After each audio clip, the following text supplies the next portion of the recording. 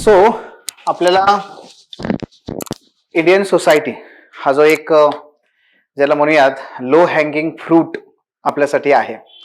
युपीएससीचा आपण जर विचार केला तर भारतीय समाज हा घटक आज अत्यंत महत्वाचा ठरतो. Bharatiya Samaj, Indian society.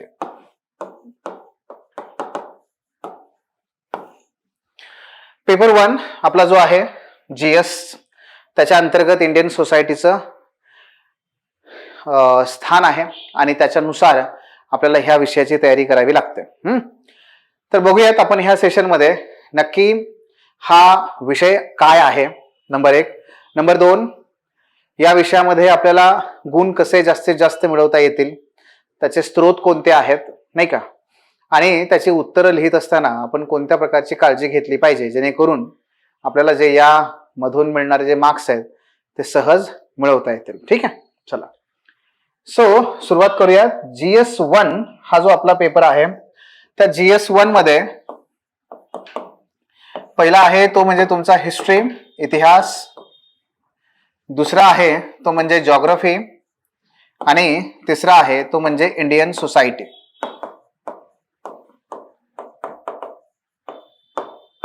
दरवर्षी युपीएससीच्या पेपरमध्ये एमपीएससीचा अजून तरी पहिली परीक्षाच नाहीये, त्यामुळे इथे आपल्याला 70 ते 80 गुण, 70 ते 80 मार्क्स आपल्याला या ठिकाणी मिळतात.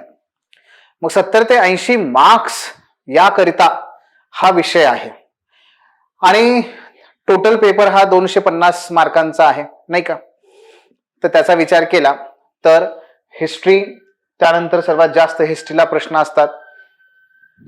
Art and culture, modern India, world history, जवळपास 80 ते 90 गुणांसाठी आपल्याला तो पाहायला मिळतो. मग आहे जॉग्राफी. जॉग्राफीचं अलीकडल्या काळात वेटेज कमी झालंय, पण आपण जर युपीएससीचा लॉंग फॉर्म बघितला तर त्यातला जो यू आहे तो काय आहे? युनियन आहे, बरोबर ना. पण तो युनियन नसून त्यातला जो यू आहे तो म्हणजे अनप्रेडिक्टेबल आहे. That is the unpredictable public service commission. त्यामुळे युपीएससीच्या संदर्भात कधीही आपण प्रेडिक्ट करत बसायचं नाही. आणि एमपीएससीचं तर आणखी भयानक आहे. त्यातला जो एम आहे तो म्हणजे मोस्ट अनप्रेडिक्टेबल. एमपीएससी बाबत तर तुम्ही काहीच अनप्रेडिक्टेबल त्या ठिकाणी करू शकत नाही. त्यामुळे आपण इथे प्रेडिक्ट नाही करायचं की हा हे कमी आणि हे जास्त आहे. आपण एकच काम करायचं, ते म्हणजे आपण आपला अभ्यास सर्वसमावेशक, ऑल इन्क्लुझिव्ह करायचा, जेणेकरून आपल्याला तुम्ही काही विचारावं मी तयार आहे, या पद्धतीने आपण त्याकडे पाहिलं पाहिजे. So that is the Indian society. 70 to 80 मार्क्सला आपल्याला हा घटक पाहता येतो. मग जो पुढचा मुद्दा आहे तो असा की ह्या इंडियन सोसायटीमध्ये जे सिलेबस मध्ये दिलेले घटक आहेत, तो सिलेबस हा आपल्यासाठी आपला बायबल असला पाहिजे. सिलेबस हा आपला मुखोद्गत असला पाहिजे, तो पाठ असला पाहिजे. आणि त्याच्या पलीकडे जाऊन दिलेला सिलेबस जो आहे त्याचं थोडंसं आपण डिकोडिंग करणं पण गरजेचं आहे. जर आपण ते करू शकलो तर डेफिनेटली मग आपल्याला एक दिशा सापडेल की नक्की या इंडियन सोसायटी मधून आपल्याला काय करायचंय. एक लक्षात घ्या की याचं जे वेटेज आहे ना इंडियन सोसायटीचं, हे हळूहळू वाढतच जाणार आहे. कारण एक प्रशासक म्हणून आपण जेव्हा काम करणार आहोत, IAS ते DC व्हॉटएव्हर, एक प्रशासक म्हणून जेव्हा आपण काम करणार आहोत तेव्हा प्रशासक म्हणून काम करत असताना आपल्याला समाजासाठीच काम करायचंय, याच भारतीय समाजासाठी काम करायचंय. आणि म्हणून मला त्या समाजाची खूप चांगली ओळख असणं हे माझ्यासाठी अगत्याचं आहे, अनिवार्य आहे, की नाही. म्हणून त्याचा अभ्यास आपण करणं आवश्यक आहे या इंडियन सोसायटीचा. मग तुम्हाला काय वाटतं, जेव्हा भारतीय समाज जेव्हा तुम्ही म्हणता किंवा हा शब्द तुम्ही ऐकता तेव्हा तुमच्या मनामध्ये काय काय येतं? भारतीय समाज हा शब्द जेव्हा तुम्ही ऐकता काय येतं तुमच्या मनामध्ये? भारतीय समाज म्हणल्यानंतर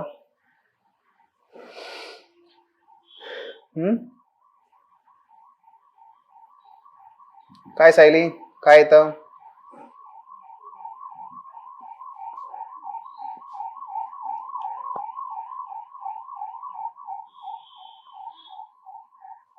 भारतातील लोक. भारतातील लोक. Very good. आणखी?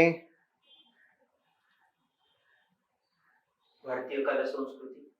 भारतीय कला व संस्कृती. बर. आणखी?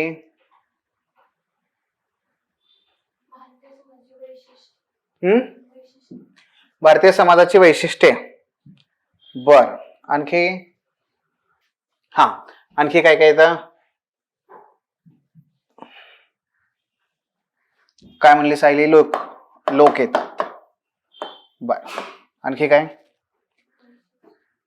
तू काय ते म्हटलास? संस्कृती. संस्कृती. हा, कला व संस्कृती. कला व संस्कृती येते. बर. आणखी काय येतं? रॉबिन? भारतीय समाज म्हटल्यानंतर भारतीय पेशा. हा, पोशाख. पोशाख. बर. मग संस्कृतीपेक्षा वेगळा का पोशाख? का त्यातच घ्यायचं? त्यातच घ्यायचं ना. ठीक आहे. हा, समाज रचना. रॉबिनने एक फार जड शब्द सांगितलेला आहे आपल्याला, समाज रचना. हा, कसली रचना आहे आपली रॉबिन? मग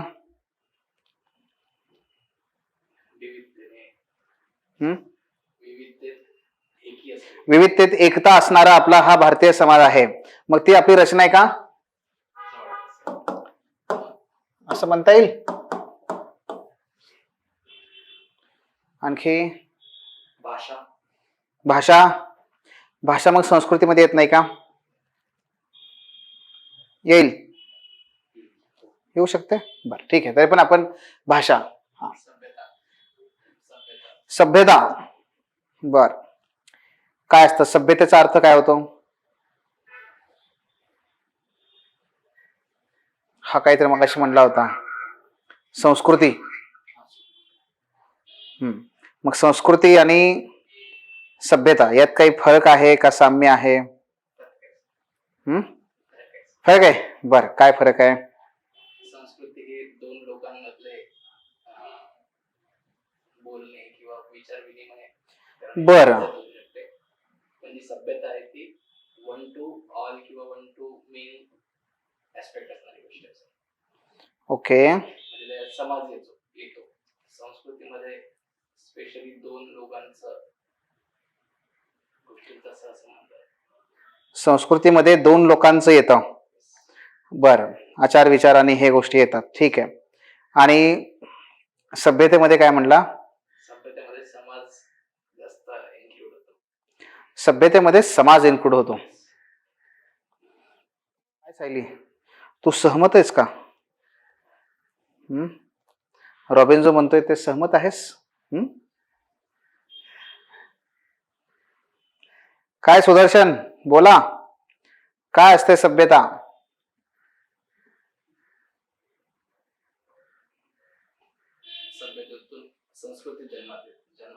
सभ्यतेतून संस्कृती जन्माला येते. बरं. काय सायली, अजून काय येतं?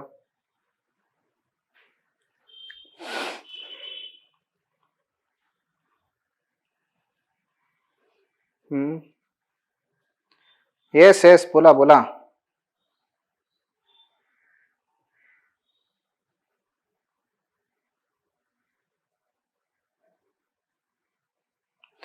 नाही नाही, लिहून पाठव ना, मॅसेज टाईप कर, काय हरकत नाही.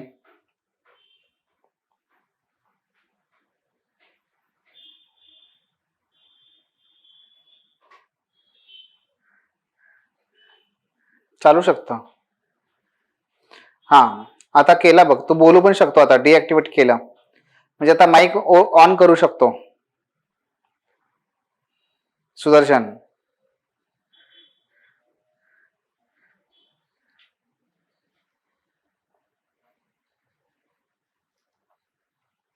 अजून काय येणार?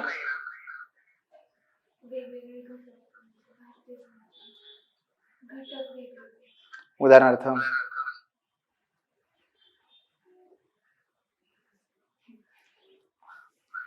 जात धर्म. बर. जात धर्म. अरे तुम्ही दोघेही सोशोलॉजी ऑप्शनलचे आहात. कोणी म्हटलं की बघा ह्या सरांना, या दोघांना या सरांनी शिकवलेलं आहे, तर मला काय करतील ते? हा भारतीय समाज अजून पेपर 2 पर्यंत पोहोचला नाही का दोघं पण? हा, तू तर नाही पोहोचले, तू पण नाही पोहोचला ना अजून. अच्छा, त्याच्यामुळे गोंधळ आहे हा. रूढी परंपरा, सुदर्शन म्हणतोय की रूढी परंपरा येतं याच्यामध्ये. हम्म.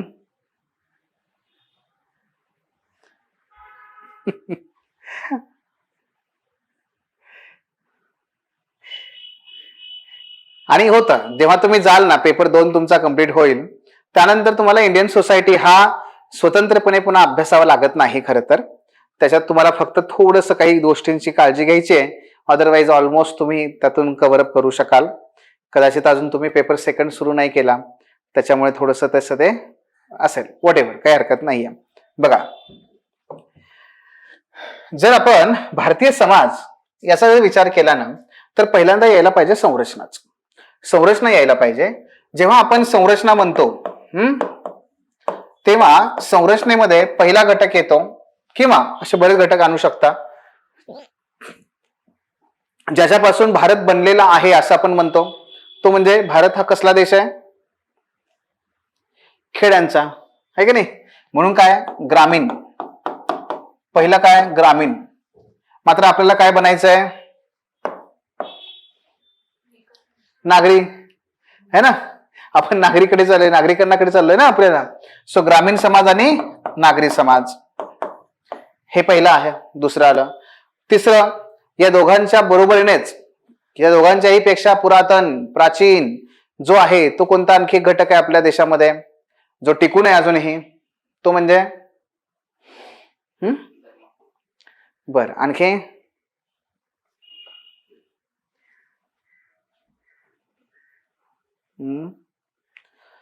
आणखी काय आहे सुदर्शन?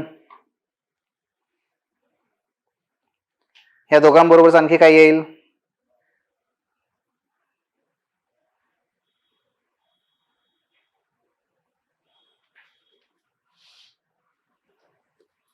ग्रामीण झाला, नागरी झाला, आणखी काय येईल?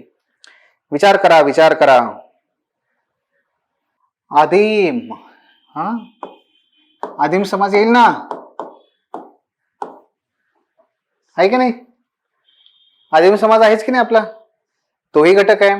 म्हणून भारतीय समाजाचे हे 3 घटक, एक आदिम समाज, ग्रामीण समाज आणि नागरी समाज. मग जेव्हा जेव्हा आपण समाजाचा अभ्यास करणार असं म्हटलं की लक्षात ठेवा, याचे काही मुद्दे अभ्यासायचे, याचे काही मुद्दे अभ्यासायचे आणि याचे सुद्धा अभ्यासायचे. तुम्हाला जे प्रश्न विचारले जातील हे प्रश्न या 3 घटकांसंदर्भातच विचारले जातील. हे कंपल्सरी, हे लक्षात ठेवा अगदी. हा, आपण ते काय करतोय, समजून घेतोय समाजाला, आणि मग ऑटोमॅटिकली ते समजून घेतलं की ऑटोमॅटिकली काय होईल, आपल्याला आपल्या त्या तयारीसाठी खूप साध्या सोप्या पद्धतीने जाता येईल. ओके, सो आदिम समाज, ग्रामीण समाज आणि नागरी समाज. ठीक आहे. हा, मग जे प्रश्न येतील तुम्हाला ते ह्या 3 संदर्भात येतील. मग पुढचा संरचनेचा आणखी एक भाग बघूयात. संरचनेचा आणखी एक भाग बघायचा ज्याच्यावर तुम्हाला प्रश्न विचारले जाऊ शकतात. बघा, मगाशी मी काय म्हणलं, भारतीय समाज हा कशापासून बनलेला आहे, तर खेड्यांचा देश आहे. भारत हा खेड्यांचा देश आहे. अगदी तसंच जगामध्ये भारताचं एक वेगळं वैशिष्ट्य आहे. एक बाब अशी आहे की जी फक्त भारतातच सापडते, ती इतर कुठेच सापडत नाही. ते म्हणजे मसाले. मसाले. अरे वा.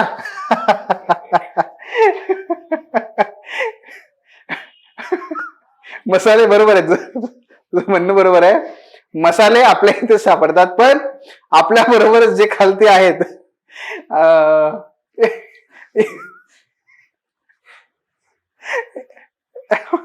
इंडोनेशिया रे, खालती साऊथ ईस्ट कडे आपण जर बघितलं तर आपल्याला तिथे सुद्धा मसाले सापडतात. आणखी विविध भाषा. हा, विविध भाषा. बर, आणखी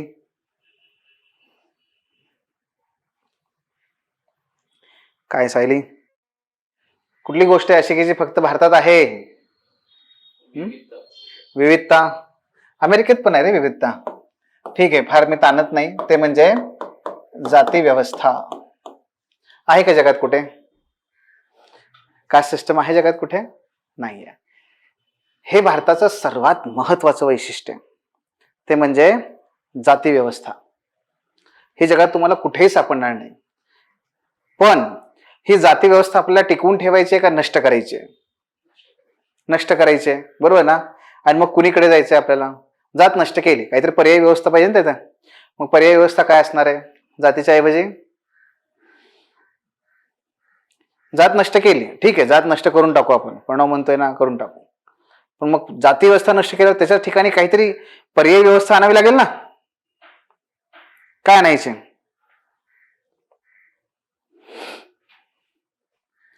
मग समानता. सगळेच समान होऊन जातील की नाही? आज कसं हा जातीकडून आपल्याला कोणीकडे जायचंय? जाती व्यवस्थेला रिप्लेस कोण करेल? तर आपल्याला जाती व्यवस्थेकडून वर्ग व्यवस्थेकडे जायचंय. वर्ग व्यवस्था, कनिष्ठ वर्ग, मध्यम वर्ग आणि उच्च वर्ग, बरोबर का? वर्ग व्यवस्थेकडे जायचं आहे.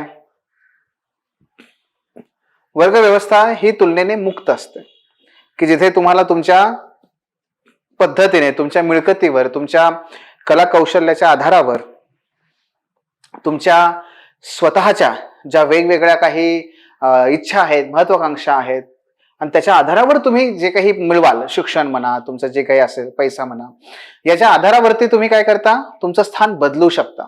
पण तशी जात बदलता येते का प्रणव? नाही बदलता येत. जात नाही बदलता येत.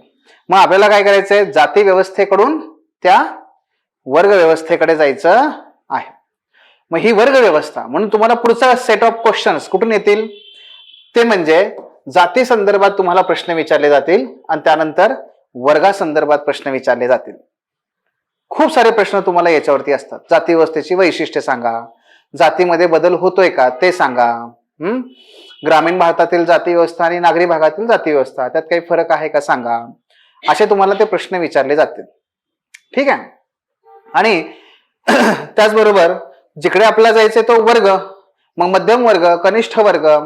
मग मध्यम वर्गाबद्दल तुम्हाला जास्तीत जास्त प्रश्न असणार आहेत, कारण का तो असा एक ऍक्टिव्ह घटक असतो. कनिष्ठ वर्गाचं कसं असतं की तो रोजीरोटी कमवण्यामध्ये व्यस्त असतो. उच्च वर्ग असा असतो की ज्याचं प्रमाण कमी आहे, आणि प्रमाण ज्याचं कमी आहे त्याचा काही आपल्याला फार, आणि तोही सक्षम आहे उच्च वर्ग.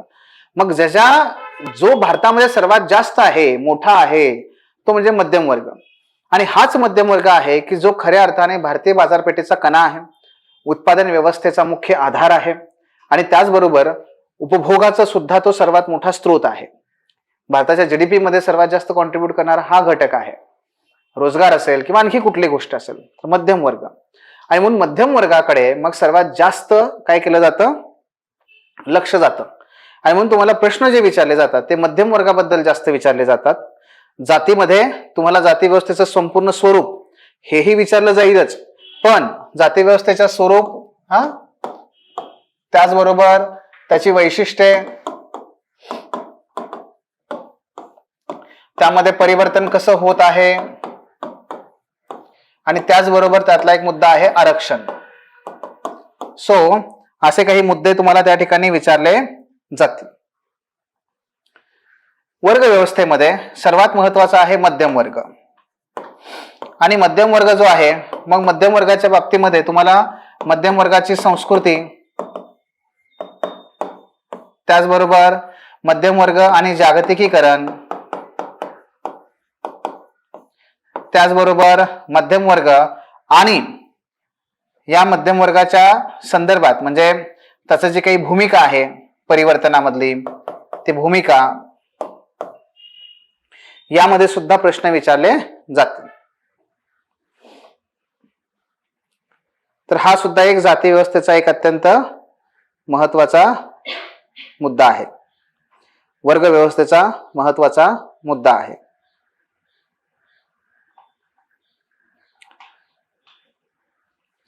आणि मग याच्यावरतीच तुम्हाला काय होतं, बेसिकली प्रश्न विचारले जातात.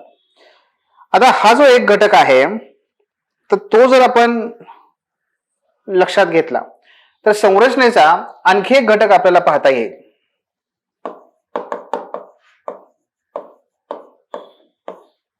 संरचनेचा आणखी एक घटक पाहता येतो, तो म्हणजे जेंडर, ज्याच्यामध्ये स्त्रिया, पुरुष आणि त्यानंतर तृतीयपंथी.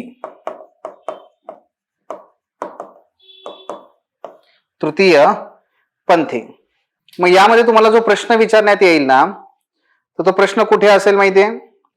तो प्रश्न असेल पहिल्या 2 याच्यामध्ये. एक स्त्रियांबद्दलचे प्रश्न असतील खूप सारे, आणि त्यानंतर प्रश्न येतील तृतीयपंथीयाबद्दल. का बरं?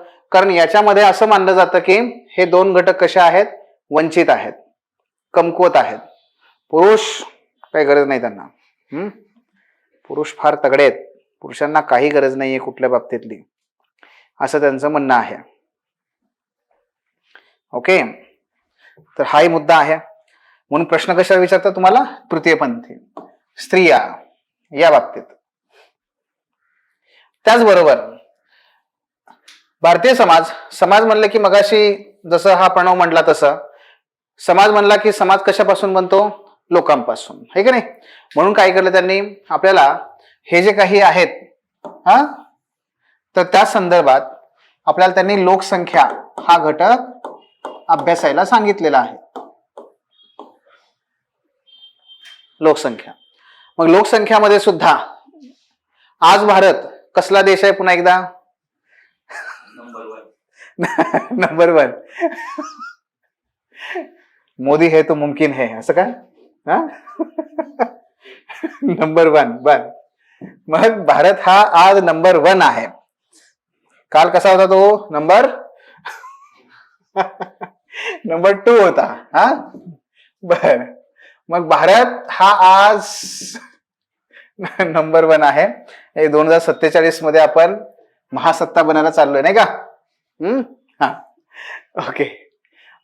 पण आपला मूळ प्रश्न आणखी राहिला, तर हाच राहिला, भारत हा आणखी कसला देश आहे? कसला? खेळांचा. अच्छा, खेड्यांचा. नाही, खेड्यांचा देश झाला. भारत हा जातीचा पण देश झाला. आता अजून एक आहे वेगळं त्याचं मन. भारत हा कसला देश आहे? आलं गड्या. भारत हा कसा आहे? आज युवकांचा देश आहे. आज भारतातली 62.5% लोकसंख्या ही कशी आहे? कार्यकारी गटातली आहे. आणि त्यामुळे आज भारतामध्ये डेमोग्राफिक डिव्हिडंड आहे. आता ही कन्सेप्ट आहे. लोक अशा वयोगटात जास्त आहेत की जिथून काय होतंय? आपल्याला सर्वात जास्त काम करण्यासाठी मनुष्यबळ उपलब्ध आहे. म्हणून काय की आज भारतातली लोकसंख्या ही प्रामुख्याने कशी आहे? 62% वर्किंग एज.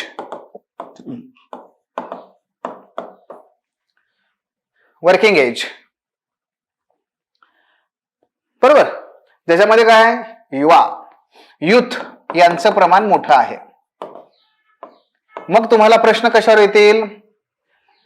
युवकांवर प्रश्न विचारले जातील. युवकांच्या संदर्भातल्या समस्या, युवकांचे काय प्रश्न आहेत, बेरोजगारी, कौशल्य विकसन, हे याबद्दल विचारलं जाईल.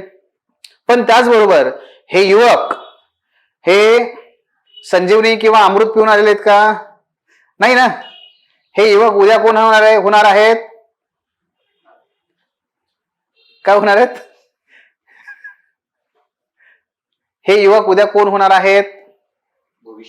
भविष्य. उद्याचं ते भविष्यच आहेत. आणखी हे युवक उद्या वृद्ध होणार आहेत ना. उद्या हे युवक वृद्ध होणार आहेत. आणि मग उद्या भारत हा कसला देश असेल? वृद्धांचा देश असेल. मग उद्या भारत हा वृद्धांचा देश असेल. आणि म्हणून जेव्हा भारत पूर्णपणे वृद्ध होईल त्याच्यानंतरच मग आपण त्याची तयारी करायची का वृद्ध होण्याच्या अगोदर तयारी केली पाहिजे? कधी केली पाहिजे तयारी? अगोदर केली पाहिजे. कधी करायची? आत्ताच करावी लागेल. म्हणून तुम्हाला दुसरे सेट ऑफ क्वेश्चन जे विचारले जातात ते वृद्धांबद्दल विचारले जातात की वृद्धांच्या संदर्भात काय काळजी, वृद्धांच्या संदर्भात काही मुद्दे, वृद्धांच्या संदर्भात काही बाबी, आज कशी स्थिती आहे, काय प्रश्न आहेत, काय उपाययोजना करता येईल, यासारखे प्रश्न तुम्हाला विचारले जातात. ठीक आहे, कळलं? हा, त्यानंतर आणखी एक मुद्दा याच्यात येतो, तो म्हणजे मग काय, भारतीय समाज या संरचनेचा आणखी एक घटक आहे, तो म्हणजे काय की भारत हा पुन्हा कसला देश आहे?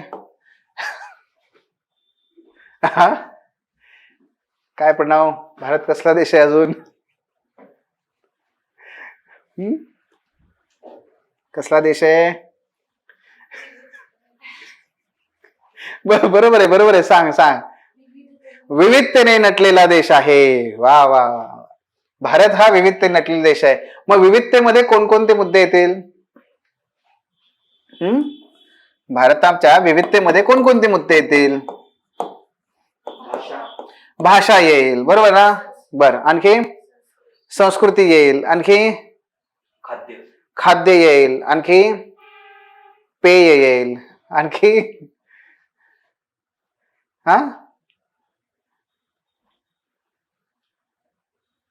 काय येईल याच्यामध्ये आणखी? ठीक आहे, भाषा, त्यानंतर आचार विचार, पोशाख, बर, अजून परंपरा येईल, अजून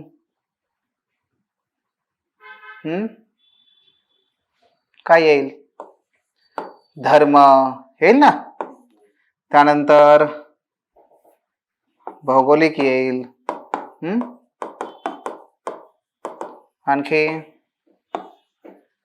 आणखी कसली विविधता येईल? वांशिक येईल, वेगवेगळ्या वंशाची लोक आहेत की नाही, वांशिक येईल.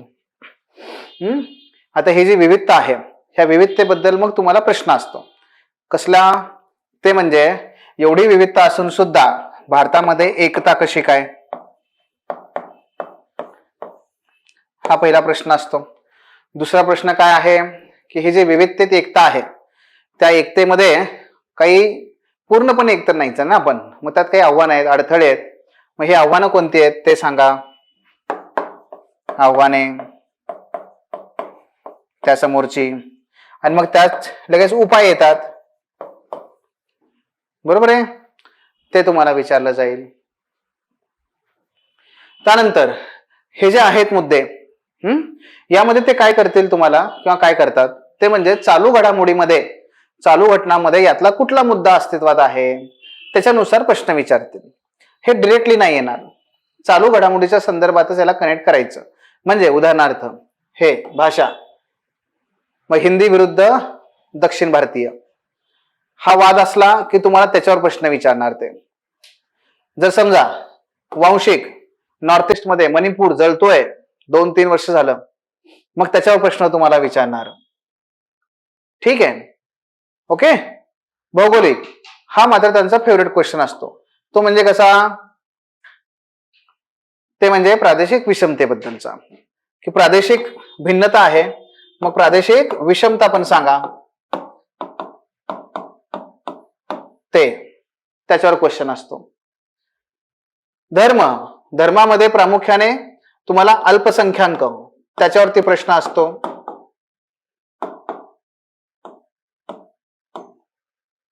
धर्मासंदर्भात काय असेल?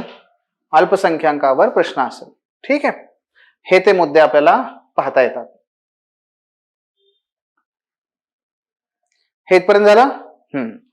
त्यानंतर मग आणखी एक घटक, आता भारत हा अजून कसला देश आहे? ओके, संपत आहे का नाही भारत अजून कसला देश आहे? या ऑनलाईन प्रीती, सुदर्शन, बोला, भारत हा कसला देश आहे? दीपा, सपना, भारत हा कसला देश आहे? हे इथले पोरांचं संपलं आता, हे कंटाळले आता सांगून सांगून, भारत हा असला देश आहे, भारत हा तसला देश आहे. आता ऑनलाईनला जे आहात तुम्ही सांगा, भारत हा कसला देश आहे?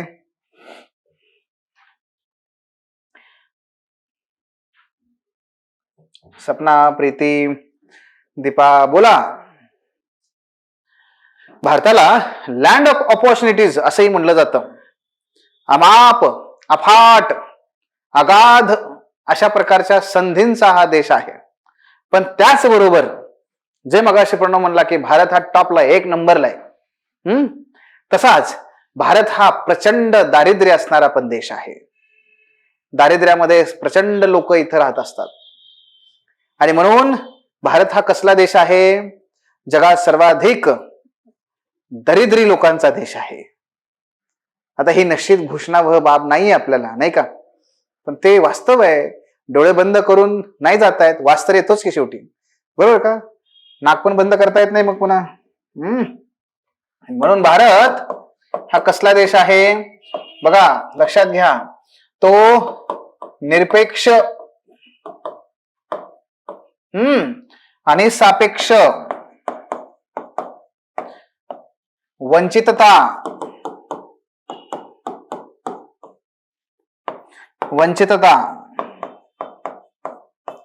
आणि असमानतेचा देश आहे. मोठ्या प्रमाणात इथे असमानता आहे, वंचितता आहे.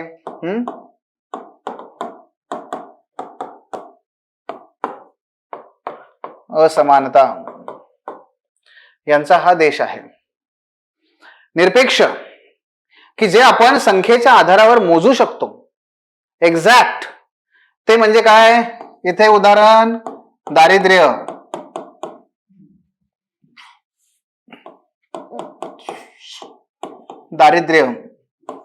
आणि आर्थिक असमानता.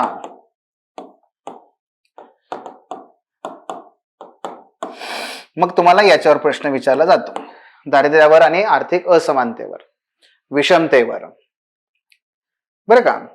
आणि त्याचबरोबर सापेक्ष वंचितता. आणखी एक मुद्दा, दारिद्र्यामध्ये जास्त कोण दारिद्र्यात आहे? तर पुन्हा एक म्हणजे सर्वाधिक दारिद्र्याचं प्रमाण आहे आदिवासी संदर्भात. दुसरे आहेत अनुसूचित जाती. आणि तिसरे कोण आहेत?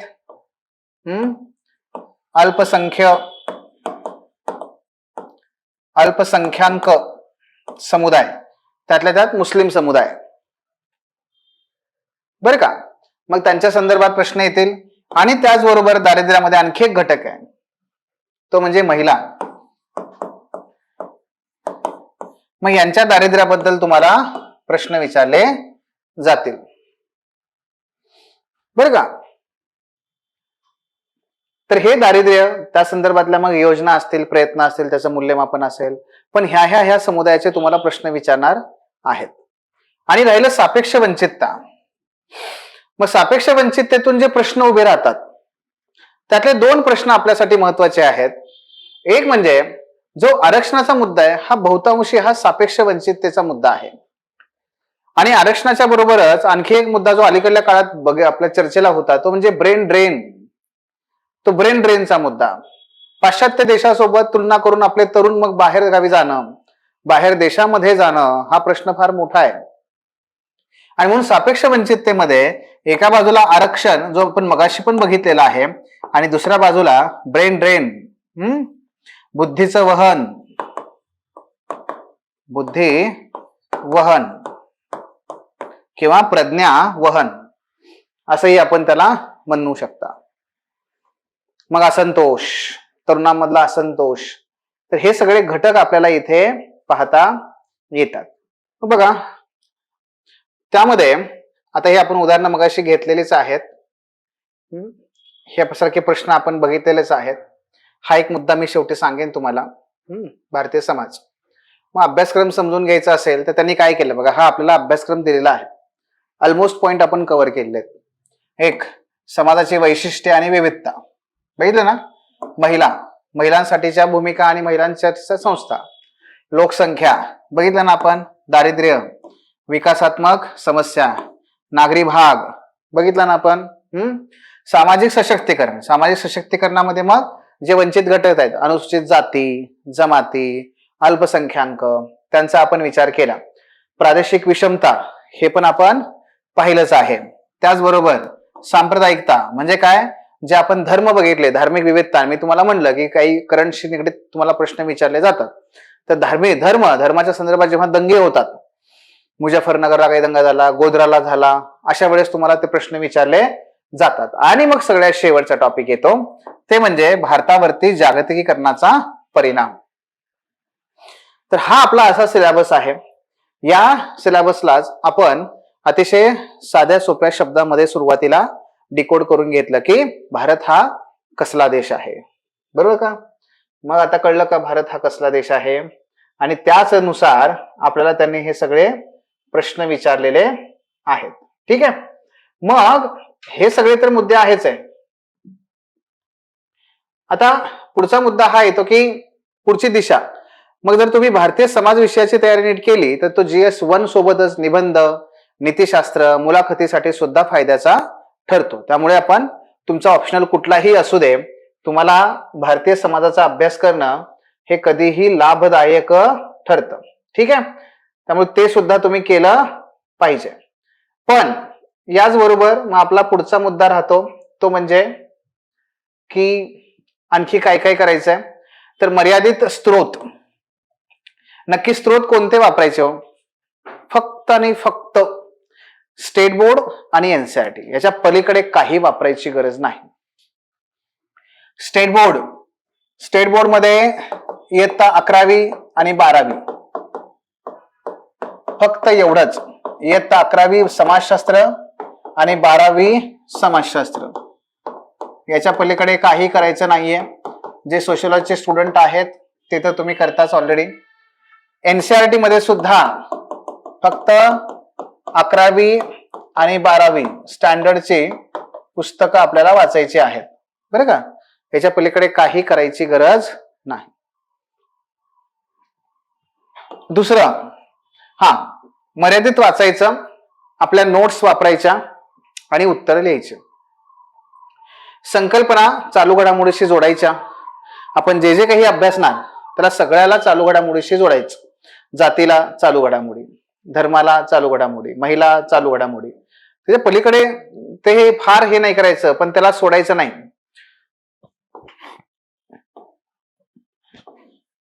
आकडेवारी, अहवाल आणि आकृत्या यांचा खूप चांगला वापर करायचा. म्हणजे कसं, आकडेवारी, अहवाल आणि चालू आकृत्या जे आहेत, उदाहरण सांगायचं झालं तर समजा तुम्हाला असं म्हणायचंय की भारत हा कसा आहे, युवकांचा देश आहे, नाही का, असं तुम्ही म्हटलं तर ते, आणि उदाहरणार्थ कसं 62% पॉप्युलेशन ही कशी आहे, कार्यकारी गटात आहे. तेच आपण काय करणार, समजा हे बघा, नुसतं एक वाक्य लिहिणं आणि उदाहरणार्थ म्हणून त्या ठिकाणी हे 62% पुन्हा वाक्य लिहिणं, आणि त्याच्या ऐवजी हे अशी आकृती काढणं. ठीक आहे, इथे 62%, हे 8% आणि हे 30%. हे आहे 0 ते 14, हे आहे 15 ते 59 आणि हे आहे 60 ते पुढे. कोणतं प्रभावी दिसेल? म्हणून काय करायचं, हीच माहिती इकडे वापरायची. त्यामुळे दररोजच्या न्यूजपेपर मधून डेटा वापरायचा, गोळा करून ठेवायचे. आकडेवारी आपल्याकडे पाठ पाहिजे. नुसतं म्हणायचं लय बेरोजगारी, काही उपयोग नाही असं म्हणून पर्सेंटेज मध्ये सांगावं लागेल. या या या या या अहवालानुसार एवढे एवढे एवढे टक्के बेरोजगारी आहे. आकडेवारी काढून ठेवा, गोळा करा, माहिती गोळा करा आणि त्यानुसार पुढे जा. ठीक आहे, चालेल, ओके, ठीक आहे. सो या पद्धतीने आपल्याला इंडियन सोसायटीचा अभ्यास करायचा आहे. साधा सोपा आहे बघा, म्हणून म्हणलं मी तुम्हाला आल्या आल्या इंडियन सोसायटीचं लो हँगिंग फ्रूट म्हणजे काय, एवढं साधं आहे. फक्त काय लक्षात ठेवायचं आहे, भारत कसला देश आहे, तेवढं लक्षात ठेवायचं. ते मुद्दे त्या ठिकाणी कव्हर करायचे, नोट्स आपल्या वापरायच्या आणि स्टेट बोर्ड आणि NCERT वाचायचं. बस 70 ते 80 गुण तुमच्या हातात आहेत. हे हार्डली 15 दिवसाचा खेळ आहे हा. 15 दिवसामध्ये तुम्ही हे टॉपिक कव्हर करू शकता. मुख्य टॉपिक 10 आहेत, डिकोड करून त्याला 15 दिवसामध्ये एक आणखी एका दिवशी 2 टॉपिक केले ना तर 20 दिवसामध्ये हे सगळं संपून जातं. असा हा टॉपिक आहे, पण इनपुट कमी आणि आउटपुट जास्त असलेला विषय आहे. येस, यात काय अडचण कुठे?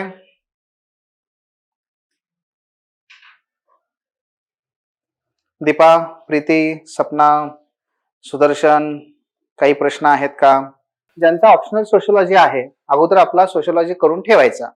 तो करून ठेवला की मग शेवटी ह्याच्या नोट्सकडे फक्त बघायचं, म्हणजे आपल्याला अभ्यास करावा लागत नाही. मग तिथे तू कसं होणार आहे, अनुसूचित जातीचा तिकडे ऑलरेडी अभ्यास केला असणार, जातीचा अभ्यास केला असणार, नागरिकांचा अभ्यास केला असणार, ऑटोमॅटिक तू त्याला कट करत जाणार. फक्त जे वेगळं आहे एखादा दुसरा पॉईंट तेवढा फक्त बघणार, झालं. म्हणून सोशोलॉजी ऑप्शनल ज्यांचं आहे त्यांनी सगळ्यात शेवटी याला घ्यायचं इंडियन सोसायटीला. ज्यांचा हा ऑप्शनल नाही त्यांनी मात्र सेपरेटली वाचावं लागेल. किती पाडू शकतो? पहिला मुद्दा, 70 ते 80 मार्कापैकी आपण 50% गुण मिळवणं हे आपलं पहिलं मुख्य टार्गेट असलं पाहिजे. म्हणजे 80 मार्क पकडले तर 40 गुण हे तर 100% आपल्याला मिळू शकतात थोडेसे प्रयत्न केले की. पण आपलं मुख्य टार्गेट काय असलं पाहिजे, तर किमान 60 ते 65% गुण आपल्याला मिळावेत. मग त्यासाठी मात्र थोडीशी मेहनत घ्यावी लागते. दररोजच्या न्यूजपेपर मधली उदाहरणं, दररोजच्या न्यूजपेपर मधले काही आकडेवारी आणि आपलं प्रेझेंटेशन, हे एवढं 2-3 गोष्टी ऍड केल्या की मग आपल्याला 60 ते 65% जाता येतं. सो 80 पैकी किमान 50 ते 55 गुण आपल्याला इथून मिळाले पाहिजेत. भौगोलिक स्थिती, तर ते एमपीएससी ला महाराष्ट्राच्या बाहेरचं पण येऊ शकतं. हो, कारण का शेवटी महाराष्ट्र हा भारताचाच भाग आहे. आणि दुसरं म्हणजे महाराष्ट्रावर इतर देशातल्या इतर भागात जे काही प्रादेशिक विषमता आहे, मागासलेपण आहे, त्याचा थेट परिणाम होतो आपल्यावर. उदाहरणार्थ बिहारमध्ये मागासलेपण आहे म्हणून ती लोक बिचारी इकडे येतात, है ना. उत्तर प्रदेशमध्ये मागासलेपण आहे म्हणून ती लोक येतात. मग तसं काय होतं, त्याच्यामुळे फायदे आहेत, त्याच्यामुळे तोटे आहेत. मग महाराष्ट्राच्या एकूण इन्फ्रास्ट्रक्चरवर निर्माण होणारा ताण, आपल्या नागरी प्रदेशात होणारी एकूण गर्दी, त्याचा पायाभूत सुविधा निर्माण होणारा ताण आहे की नाही, मग त्यातले प्रश्न ते आहे. शिवाय महाराष्ट्रामध्ये प्रादेशिक विषमता आहे. विदर्भ सगळ्यात जास्त मागास आहे की नाही. मग मराठवाडा आहे, खानदेश आहे, कोकण आहे, मग पश्चिम महाराष्ट्र आहे. मग इथल्या इथे काय आहे, प्रादेशिक विषमता आहे. म्हणून ती भौगोलिक जी विविधता आहे त्याचा विचार करावा लागतो. ब्रेन ड्रेन, इथलं सरकार इथल्या लोकांवर, मुलांवर प्रचंड पैसा गुंतवतं. इथल्या मुलाबाळांच्या डोक्याची ते मशागत करतं. छान छान चांगलं उच्च असं शिक्षण देतं, डॉक्टर बनवतं, इंजिनियर बनवतं. का? कारण हे मोठे होऊन उद्या आपल्या देशामध्ये सेवा करतील. परंतु असं जे काही प्रगत बुद्धी आहे, प्रगत बुद्धिमान मुलं जे आहेत, हे मात्र काय करतात, अमेरिका किंवा इंग्लंड इथली स्वप्न त्यांना पडतात आणि ते तिकडे निघून जातात. म्हणजेच कसलं काय झालं, आपण घडवलेल्या बुद्धीचं काय झालं, वहन झालं. असं ते बुद्धिवहन.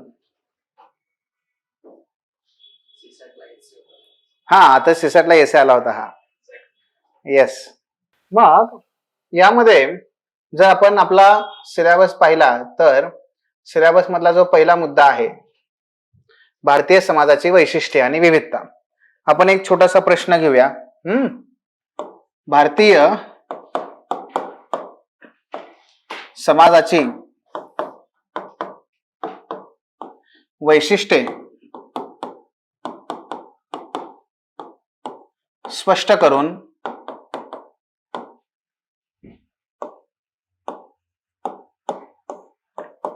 त्यातील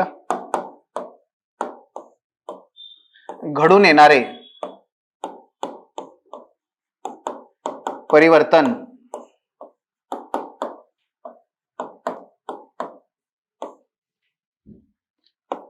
विश्लेषित करा.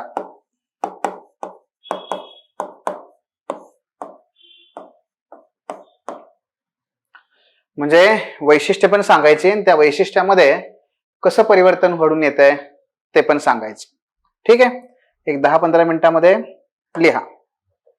10 मिनिटातच स्ट्रक्चर बनवा, त्यानुसार किमान बेसिक बाबी लिहा. आणि जे ऑनलाईन आहेत ते व्हॉट्सअपला पाठवा. ऍटलिस्ट प्रयत्न करा सपना. ठीक आहे, दीपा, सपना, प्रीती, प्रयत्न करा. भले नाही पाठवलं तरी चालेल, पण तुम्ही प्रयत्न करा. प्रश्न कसा आहे, भारतीय समाजाची वैशिष्ट्ये स्पष्ट करा आणि त्यातील घडून येणारे परिवर्तन याचं विश्लेषण करा. ठीक आहे. आता आपल्याला काय करायचं पहिल्यांदा, तर बेसिक स्ट्रक्चर आपलं आहे त्यानुसार आपण प्रस्तावना, इंट्रोडक्शन तुम्ही करू शकता. आता इंट्रोडक्शन काय असतं? इंट्रोडक्शनच्या अनेक मेथड्स आहेत. त्यातली एक मेथड अशी आहे की तुम्ही काय करावं, तर साधं सिंपल प्रश्नामध्ये ज्याच्याबद्दल विचारलेलं आहे त्याला तुम्ही काय करावं, स्पष्ट करावं. आता इथे या प्रश्नामध्ये भारतीय समाजाची वैशिष्ट्य, आता भारतीय समाजाची व्याख्या कशी करायची, बरोबर ना? म्हणून व्याख्या तर काही करता नाही येणार भारतीय समाजाची. मग इथे पुढचा मुद्दा काय, वैशिष्ट्यांचा, कॅरेक्टरिस्टिक्स, की नाही? आणि काय विचारले, परिवर्तन असं विचारलेलं आहे. बरं, मग प्रस्तावनेची दुसरी एक पद्धत असते.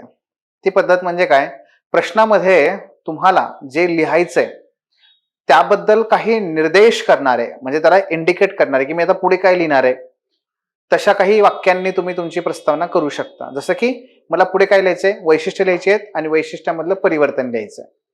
ठीक आहे. मग आपण काय करू शकता, प्रस्तावनेमध्ये 1, 2 ते 3 मुद्दे सांगू शकता. ते म्हणजे भारतीय समाजाची जी वैशिष्ट्ये आहेत ही कशी आहेत, तर ही काही पुरातन आहेत आणि त्याचबरोबर भारतीय समाजाची काही वैशिष्ट्ये ही आधुनिक स्वरूपातली पण आहेत. ही वैशिष्ट्ये असं नाहीये की फक्त मागची आहेत किंवा फक्त आजची आहेत, असं नाहीये. त्याला एक परंपरा आहे, त्याला एक सातत्य आहे आणि ह्या सातत्यामध्ये काही वैशिष्ट्ये टिकून राहिली, काही वैशिष्ट्ये ही बदलत गेली. पण त्याचबरोबर आपल्याला असं काही एखादं वैशिष्ट्य किंवा असं काही एखादं वेगळेपण सांगता येईल का, की ज्याच्यामुळे भारतीय समाजाच्या बद्दल आपल्याला सुरुवात करता येईल? किंवा असं काही करता येईल का की भारतीय समाजाची जी वैशिष्ट्ये आहेत ती वैशिष्ट्ये मला नक्की कशा कशा संदर्भातली आहेत? म्हणजे काही वैशिष्ट्ये संरचनेशी संबंधित आहेत, काही वैशिष्ट्ये आपल्या संस्कृती आणि सभ्यतेशी संबंधित आहेत. मग ते आपण प्रस्तावनेत लिहू शकतो का? तर जनरल प्रकारची प्रस्तावना करायची असेल तर करा, काही हरकत नाही. पण इथे एक मधला मार्ग सांगतो ना, त्याची व्याख्या करायची आपल्याला. ओके, त्यापेक्षा काय करूया आपण, मी पुढे काय लिहिणार आहे उत्तरामध्ये, तसं आपण निर्देश करणारे काही मुद्दे आपण प्रस्तावनेमध्ये वापरूयात. पुढे काय लिहिणार आहे पुढे मी लिहिणार आहे वैशिष्ट्ये आणि त्यातलं परिवर्तन. आता मी त्याला जोडतो इथे, कसं की भारत किंवा भारतीय समाज. मग आपल्या सिलेबस मधला एक पॉइंट आपण घेतला, कुठला, विविधतेने नटलेला देश आहे, नाही का? मग भारतीय समाज हा वैविध्यपूर्ण आहे आणि ह्या वैविध्यपूर्ण असल्यानेच त्याच्या संरचनेशी आणि त्याच्या संस्कृतीशी निगडीत अनेक वैशिष्ट्ये, त्याचं अस्तित्व हे जगातील इतर समाजाच्या तुलनेत भिन्न स्वरूपामध्ये मांडतात किंवा प्रदर्शित करतात. मग याच्यात 2 मुद्दे, ते वाक्य कसं लिहिणार आपण, तर भारतीय समाज हा अनेक किंवा त्याला आपण, तुम्हाला पुढे सांगतो, थांबा, अगोदर तुम्हाला हे सांगतो की वैशिष्ट्ये तुम्ही कोणकोणते लिहिणार आहात आणि त्याच्यानुसार तुम्हाला मी प्रस्तावना करायला सांगतो. बघा, वैशिष्ट्ये, काही वैशिष्ट्ये आपली कशी आहेत, संरचनेशी संबंधित आहेत, स्ट्रक्चरल. आणि काही वैशिष्ट्ये आपली ही त्याच्या संस्कृतीशी संबंधित आहेत. मला सांगा, ही संरचना आणि संस्कृती कोणकोणत्या घटकांनी प्रभावित होती, तर काही बाह्य घटक होते, काही अंतर्गत घटक होते. अंतर्गत घटक जसं गौतम बुद्ध, महावीर जैन, हे अंतर्गत घटक आहेत. चारवाक हे अंतर्गत घटक आहेत. जातीव्यवस्था हा अंतर्गत घटक आहे. बाह्य घटक काय आहे, तर नंतर आलेले शक, कुशाण, पहल्लव, मुघल, ब्रिटिश. म्हणजेच काय, भारतीय समाजाची वैशिष्ट्ये कशी आहे, मग ही वैशिष्ट्ये कशी उदयाला आली, तर ती अंतर्बाह्य घटकांचा परिणाम आहे, की नाही? मग आपण त्याला जोडू शकतो का, तर येस. यांचे जे घटक आहेत तर हे काही अंतर्गत घटक आहेत आणि काही बाह्य घटक आहेत. मग तुम्ही काय करा, ही वैशिष्ट्य जी आहेत तुमच्या मेन बॉडीमध्ये ठेवा आणि हा जो पार्ट आहे तो तुम्ही काय करा तुमच्या इंट्रोडक्शन मध्ये ठेवा. कसं, परत आपल्या पाठीमागच्या पेजकडे चला, प्रस्तावना. त्यामध्ये असं लिहू शकतो आपण की ऐतिहासिक स्वरूपातील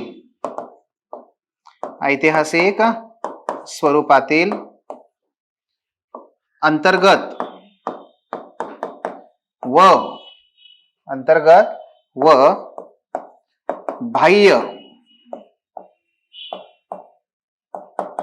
घटकांच्या परिणामी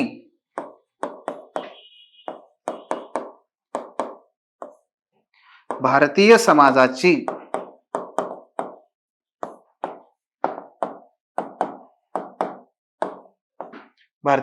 समाजाची जी जडण घडण घडून आली त्यातून त्यास वैशिष्ट्यपूर्ण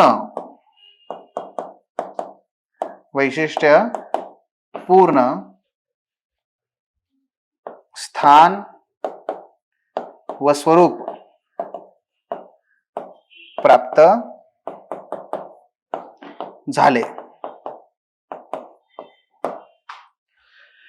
समाजशास्त्राच्या भाषेत सांगायचं झालं तर याला अंतर्गत आणि बाह्य घटकांना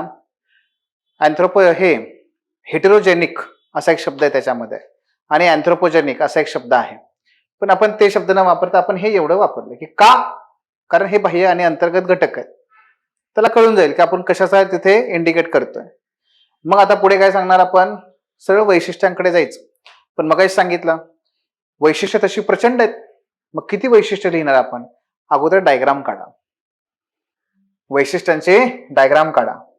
मग ही वैशिष्ट्य इथे लिहा मध्यभागी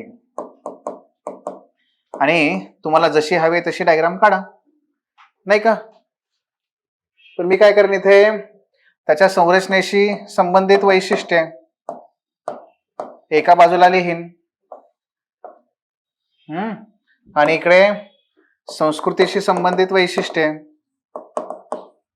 हे एका बाजूला लिहीन.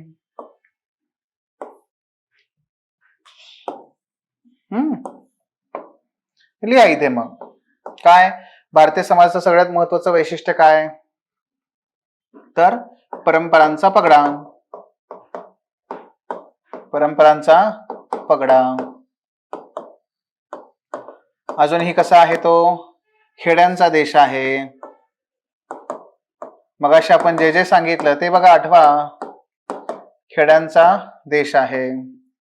त्यानंतर आदिम समुदायाचे सहअस्तित्व.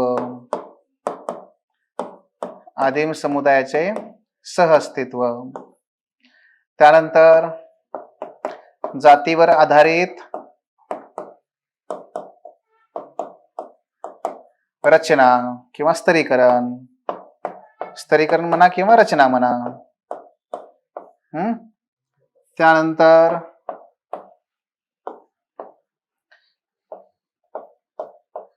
वर्ग व्यवस्थेकडील वाटचाल.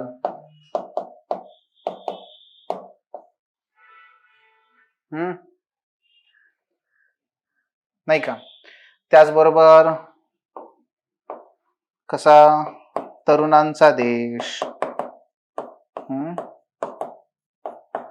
त्याचबरोबर जगातील सर्वात मोठा मध्यम वर्गाचा देश. असं या बाजूला मग तुम्ही बरं तिथं बाबी लिहू शकता. त्याच्या इथे काय, विषमता व समृद्धीचा देश किंवा समृद्धीचे सहअस्तित्व.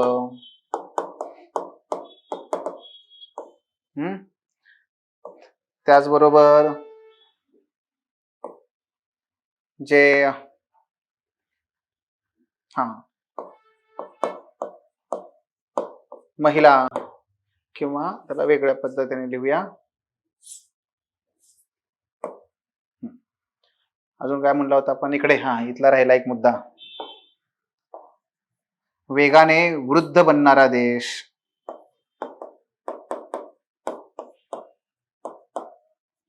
वृद्ध बनणारा देश.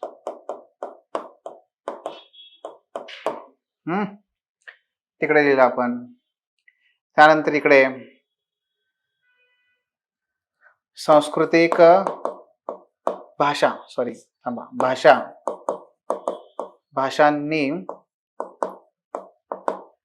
भाषांनी समृद्ध देश.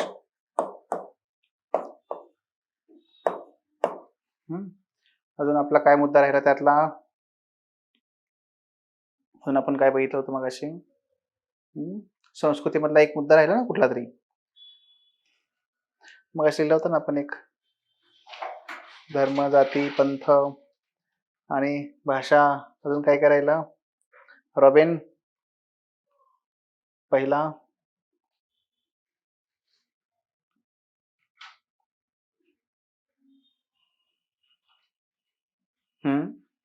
नाही आहे, ठीक आहे.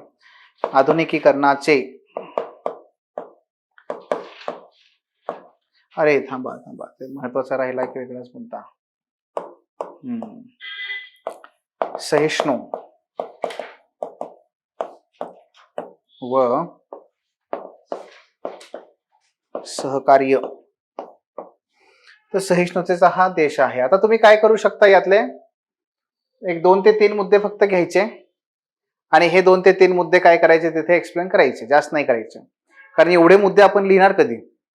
त्यामुळे यातले काय करायचे, इकडले 2 ते 3 मुद्दे घ्यायचे, इकडले 2 ते 3 मुद्दे घ्यायचे आणि त्यानुसार ते लिहित जायचं.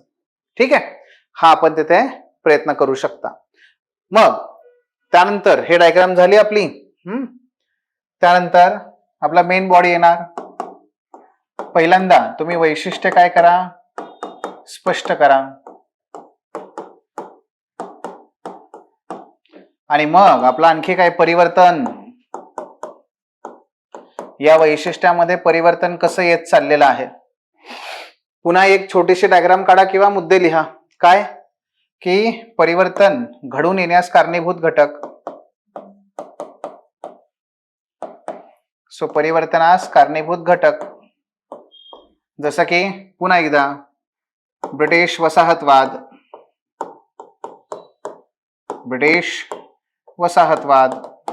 बरोबर का. आणि या ब्रिटिश वसाहतवादामुळे काय झालं, पाश्चात्य शिक्षण,